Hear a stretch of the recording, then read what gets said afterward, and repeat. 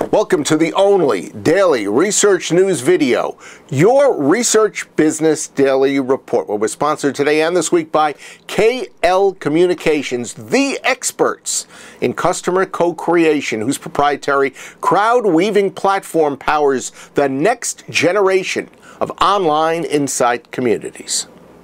Everyone is talking about big data, but with all the gabbing on the subject, where are the experts and who are those experts?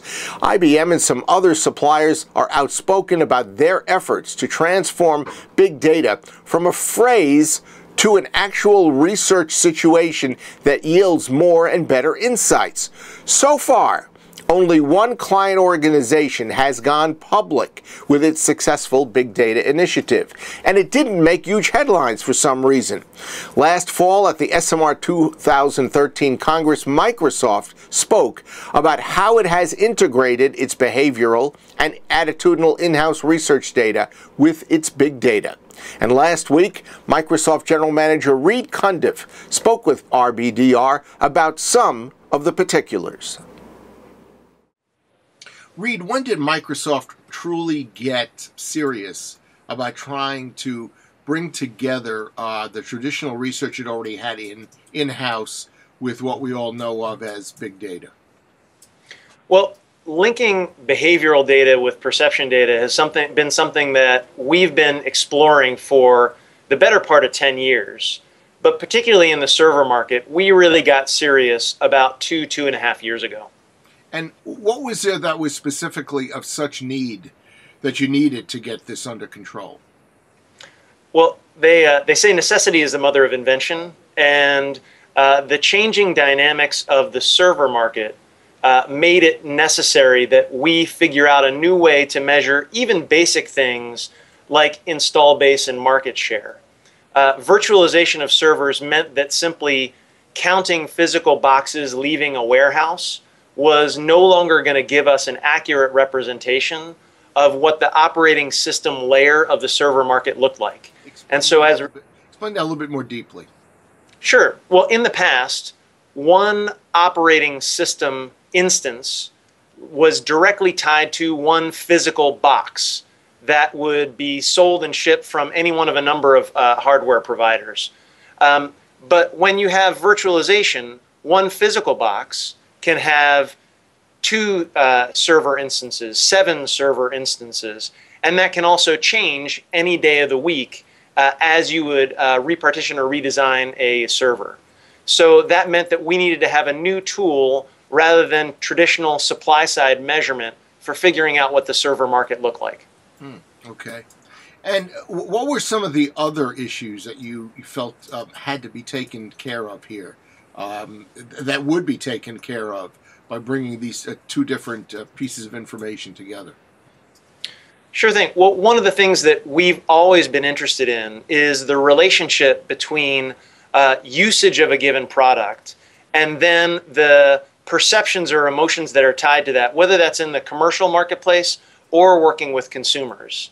And so bringing these two things together helped us better understand how attitudes then influenced behavior, whether that's purchase or usage. And so that's something that we've spent a lot of time trying to tease out with the data sets that we have here.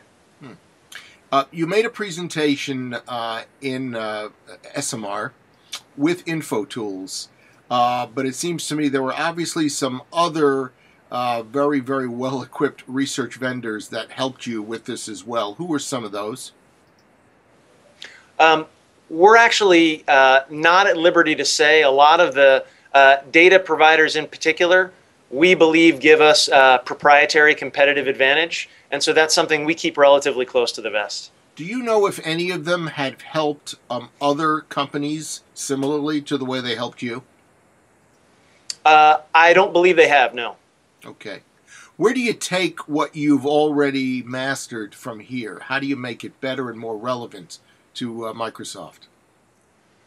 I certainly think there are areas where we can drill down from an analytic perspective, but most important to us is taking what we already have and the analysis that we can already perform on the data and then getting to action, whether that's from a product development standpoint, whether that's more specific targeting, whether that's SKU planning across our product roadmap. All those things are areas that we're exploring so that we get tangible results as opposed to simply analyzing for analysis' sake. Mm-hmm. I know the Microsoft organization from a research perspective is very diversified. Is this learning going to be useful in those other organizations? By all means, we have a lot of opportunity to be able to take the type of analysis that we're doing here and apply it to a variety of different categories. And in fact, we already are, whether that's productivity suites, whether that is client and mobile operating systems, whether that's within the gaming category with Xbox and Xbox Live. There's a lot of fertile ground for us to do this type of work in other areas. Our thanks to Reed for his time and his information.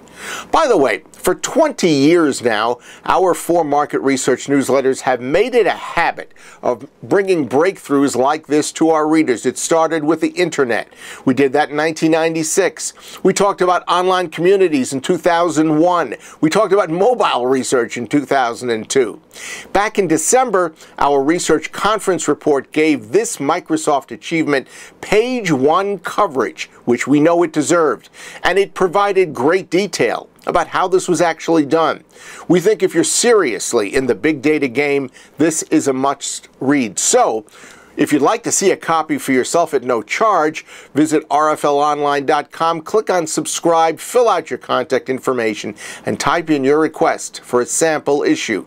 We'll email it to you immediately at no charge, and we think it will provide you with some good reasons to also become a subscriber. That's your Research Business Daily Report, sponsored by KL Communications, the experts in customer co-creation, whose proprietary CrowdWeaving platform powers the next generation of online insight communities. KL Communications President Kevin Lonnie has put together some penetrating thoughts regarding both the opportunities and the implications of bringing customer co-creation into the market research realm.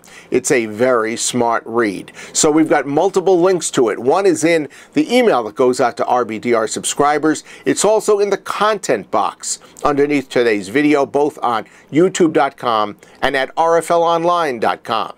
Have a great research day, and we'll see you back here tomorrow.